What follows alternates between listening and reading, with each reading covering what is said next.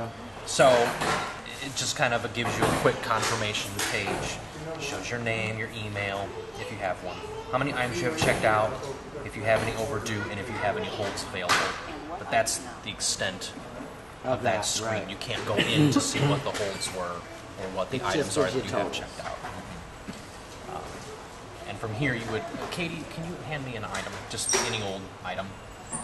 It will time out. Did that last screen show you how many items you had checked out? I forgot to see that. Yes, yeah. It kind of goes past that if you don't press anything. But you're... And then it times out on it too. So if you stop using it, it does time out, so there's less of a chance that the person after you will check things out in your car.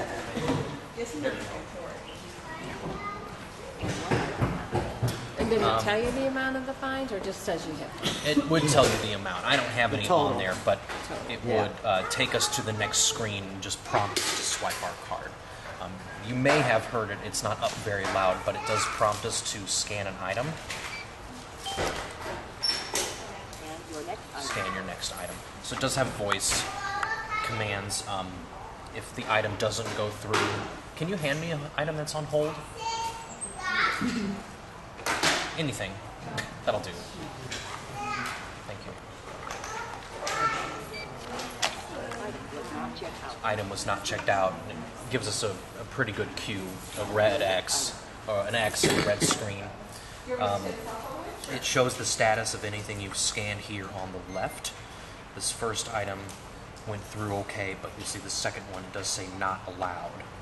So it still shows up here, but it's telling us that it wouldn't go through.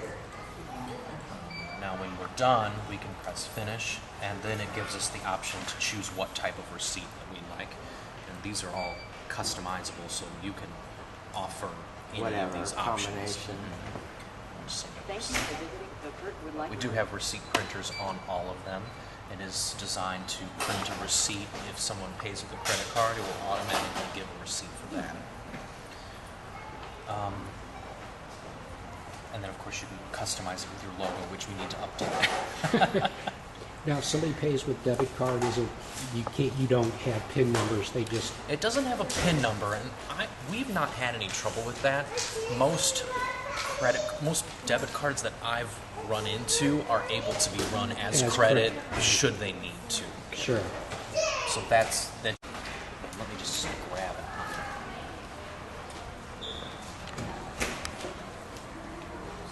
We have we call them hot DVDs. They're just 3-day checkouts, like the best sellers, popular things.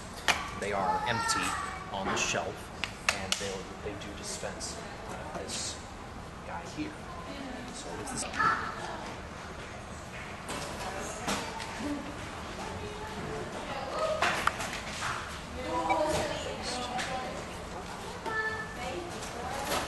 Scan this one,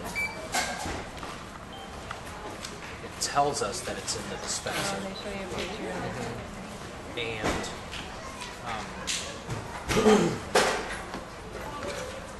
And do you get it out then as a patron, or the staff gets it out? Yes, we can get it out. Just try to...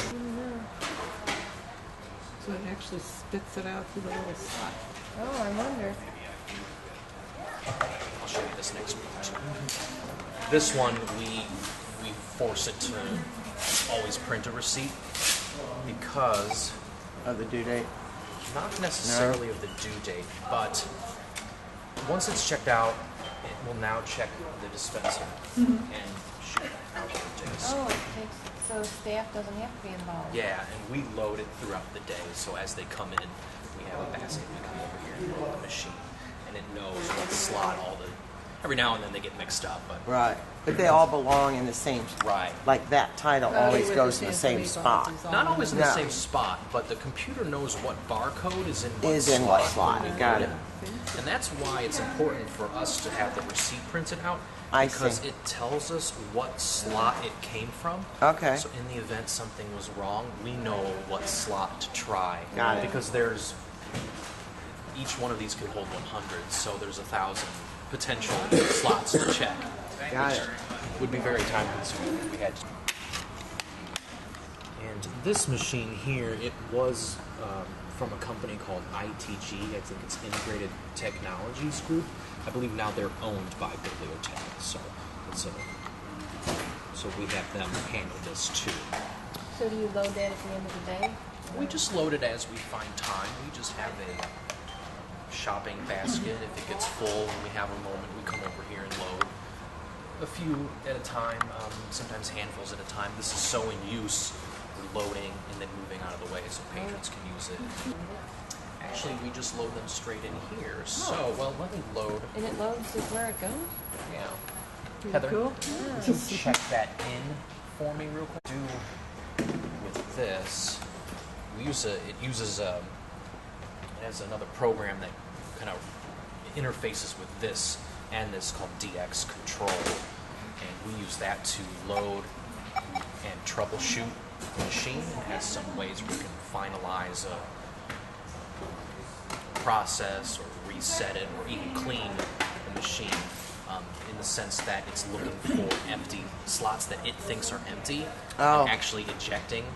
That way, if there are discs in there, we find them.